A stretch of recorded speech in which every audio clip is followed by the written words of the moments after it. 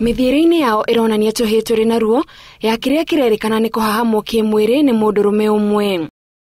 Kuma tuhahamwo aciari ao marauga matiui thayo tondu makoretwo na thabari itarathira cia gwethera ciana ciao motungata thibitari-ini na oithie makerwo ironda cia ciana ciao irathie na mbere na kwihiriria.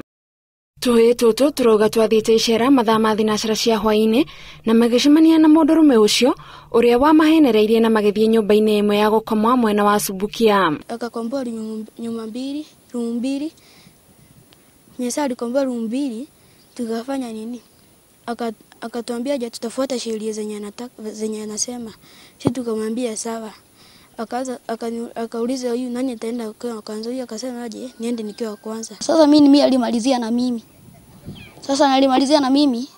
Mimi nikakuwa sasa nimesha faint. Sasa nirudi nikiwa pili nikafanyia tabia mbaya kisha huyu kijana akaitwa. Naye akafanyia tabia mbaya sasa alifanyia hivyo.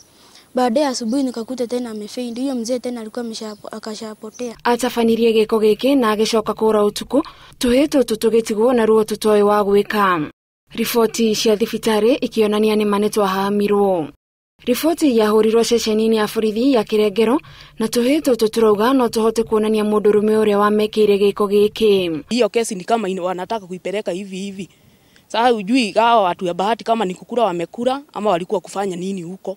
Sasa ile hii wanaulizwa ufunguo za nini ziko wapi, wanasema zilipotea hiyo siku. Tumepeleka mpaka stakabadhi zetu zote za P3 na nini kwa police station, lakini hakuna hatua yote ambayo imechukuliwa mpaka sasa. OCPD wa Subukia Jacinta Mwarania augite uthuthuria ni urathie na mbere na wona mwekwiro uyu anyitwo ni ekuhingurirwo thitango. Already vijana wamekuwa treated na they have been issued with P3 and the investigation iko in progress.